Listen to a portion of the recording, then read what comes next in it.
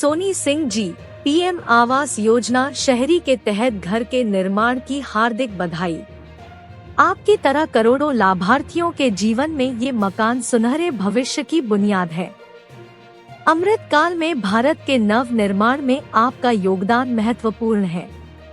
अभिनंदन पत्र स्वीकार करें। प्रधानमंत्री नरेंद्र मोदी के डिजिटल हस्ताक्षरयुक्त अभिनंदन प्रधानमंत्री आवास योजना के लाभुकों को भेजा जा रहा है।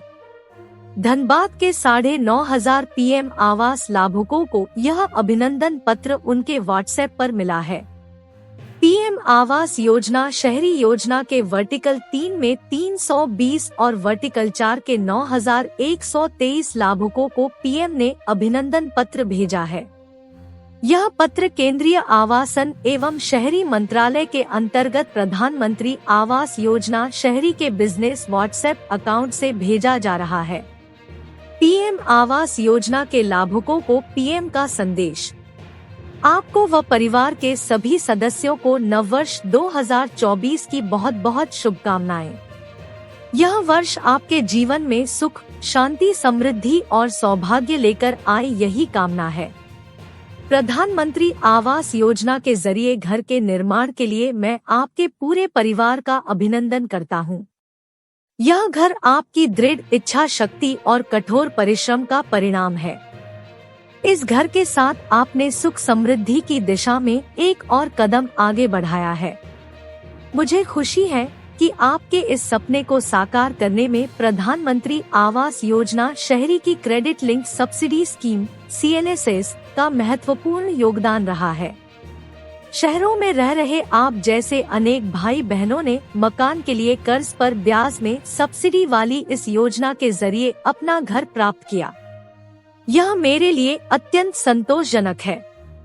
एक परिवार अपने घर को केंद्र में रखकर ही जीवन के सपने बुनता है।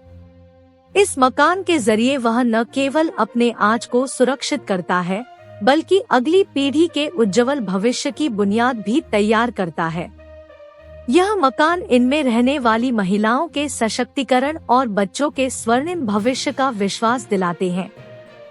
देश को विकास की राह पर आगे ले जाने में हमारे महत्वाकांक्षी मध्यम वर्ग की महत्वपूर्ण भूमिका रही है। अपने प्रयासों से इस वर्ग को और अधिक सशक्त बनाने का कोई भी अवसर मेरे लिए विशेष मायने रखता है। आज अगर देश में योजनाओं का सीधा लाभ जन सामान्य तक पहुंच रहा है और उससे उनके जीवन में सकारात्मक बदलाव आ रहा है, इससे बड़ी संतुष्टि कुछ और नहीं हो सकती। आपका जीवन सुख, शांति और समृद्धि से परिपूर्ण हो। आपके व परिवार के उत्तम स्वास्थ्य व उज्जवल भविष्य की कामना सहित हमारा संकल्प विकसित भारत। इसके बाद धनबाद नगर आयुक्त रविराज शर्मा ने बताया, पीएम आवास के लाभुकों को अभिनंदन पत्र मिल रहा है। जिन्हें भी यह मिल रहा है, ऐसे सभी लाभुक प्रसन्न हैं। अन्य लोगों को भी इस योजना से जुड़ने की प्रेरणा मिल रही है। नगर निगम भी पीएम आवास के लाभुकों को 100% लाभ दिलाने में महत्वपूर्ण भूमिका निभा रहा है। झारखंड के रामगढ़ से एक सनसनीखेज मामला सामने आया है। यहाँ एक युवती से दुष्कर्म किया गया, उसका अश्लील वीडियो बनाया। इतना ही नहीं, उसका जबरन मतांतरण भी कराया गया। पीड़िता ने रामगढ़ महिला थाने में इसकी शिकायत की है। उसे एक युवक एनजीओ में काम करने के बहाने होटल में बुलाया था। आरोपित युवक की पहचान अजमल अंसारी के रूप में हुई है। एनजीओ में काम दिलाने के बहाने बोकारो जिले की एक युवती को रामगढ़ के एक होटल में बुलाकर उसके साथ दुष्कर्म करने, अश्लील वीडियो बनाकर वायरल करने तथा मारपीट कर जबरन मतांतरण कराने का सनसनीखेज मामला सामने आया है। मामले को लेकर पीड़िता ने रविवार को रामगढ़ महिला थाने में घटनाक्रम को लेकर लिखित शिकायत की है। घटना को गंभीरता से लेते हुए पुलिस ने जांच पड़ताल शुरू कर दी है। आरोपित युवक अजमल अंसारी बोकारो जिले के जरंगड़ी कथारा स्थित सावित्री कॉलोनी का रहने वाला है। घटना रामगढ़ मेन रोड स्थित होटल पायल की है। एनजीओ की बैठक इसी होटल में बुलाई गई थी।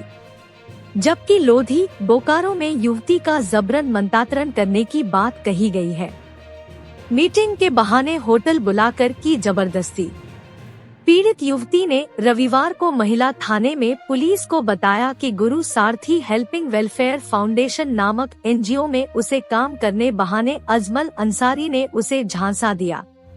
इसके बाद अजमल ने उसे अक्सर रामगढ़ में बुलाकर होटल व अन्य स्थानों पर बुलाया। उसके साथ जबरन शारीरिक संबंध बनाया। रामगढ़ के पायल होटल में भी 8 फरवरी को मीटिंग के बहाने उसे बुलाया और उसके साथ जबरदस्ती की। मतांतरण भी करा दिया। पीड़िता ने पुलिस को बताया कि अजमल अंसारी ने उसके मोबाइल का सारा डाटा हैक कर लिया है। साथ ही उसके कॉन्टैक्ट व व्हाट्सएप को भी उसने अपने पास रख लिया है। अजमल ने कई बार चुपके से उसका अश्लील वीडियो बनाकर अपने पास रखा है। उसे वह इंटरनेट मीडिया पर वायरल करने की धमकी दे रहा है। साथ ही उसने यह भी कहा है कि अगर वह उसके खिलाफ जाएगी तो उसे जान से मार दिया जाएगा। एसडीपीओ रामगढ़ परमेश्वर प्रसाद ने सूचना दी कि मामले की जांच की जा रही है। मामला 1 माह पहले का है। आरोपित बोकारो का है। मतांतरण भी बोकारो में किए जाने की बात कही जा रही है। जांच के बाद प्राथमिकी दर्ज कर आगे की कार्रवाई की जाएगी। बेड़ो के खुरा टोली गांव में हाथी ने किसान को कुचलकर मार डाला। मर्तू मुंडा जंगल में अपने बैल को ढूंढने गया था, जहां उसे एक विशालकाय जंगली हाथी ने पटक कर मार डाला। शादी वाले घर में हुए इस हादसे के बाद से पसरा हुआ है मातम। बेड़ो प्रखंड के खुरा टोली गांव में शादी की खुशियां मातम में उस समय बदल गई जब बेटी की डोली उठने से पहले मड़वा के ठीक एक दिन पहले पिता की हाथी के कुचलने से मौत हो गई। जैसे ही किसान की मौत का पता चला तो परिवार में कोहराम मच गया। शादी वाले घर में हुए इस हादसे के बाद से मातम पसर गया है। यहाँ स्वजनों का रो रो कर बुरा हाल है। घटना थाना क्षेत्र की हरिहरपुर जामटोली पंचायत के खुराटोली गांव के मसना दरहागढ़ा के समीप घटी। शनिवार की रात लगभग 11 बजे अपने बैल को खोजने गए 55 वर्षीय किसान मर्तू मुंडा को एक विशालकाय जंगली हाथी ने पटक कर मार डाला। जानकारी मिलते ही रविवार की सुबह पंचायत की मुखिया लक्ष्मी कोया, पूर्व मुखिया सुनील कच्छप व वन विभाग के वनरक्षी सुभाष चंद्र प्रामाणिक, भूपेंद्र प्रसाद, रविशंकर महली व संजय भगत मौके पर पहुंचे। इधर जंगली हाथी द्वारा लगातार जनधन की हानि से ग्रामीणों में भारी आक्रोश व्याप्त है। वन विभाग के अधिकारियों ने मृतक के स्वजन को तत्काल 25,000 रुपए सहायता राशि दी। प्रति वर्ष लाखों की बर्बादी हाथियों द्वारा ग्रामीणों के प्रत्येक वर्ष लाखों रुपए के घर व फसल को बर्बाद कर दिया जाता है। सबसे दुखद बात यह है कि हाथियों के खौफ से ग्रामीणों को निजात दिलाने के लिए प्रशासन एवं वन विभाग द्वारा कोई सार्थक पहल अब तक नहीं की जा रही है। हाथी ने जमकर मचाया उत्पात। खुरा टोली गांव में शनिवार की रात एक जंगली हाथी ने जमकर उत्पात मचाया। हाथी ने मृतक मर्तू मुंडा सहित 7 किसानों मनोज मुंडा, लोहरा उराम, गैंद्र मुंडा, शालू मुंडा, बुतरू मुंडा, मोडल मुंडा की गेहूं की फसल को खाकर व रौंद कर बर्बाद कर दिया है।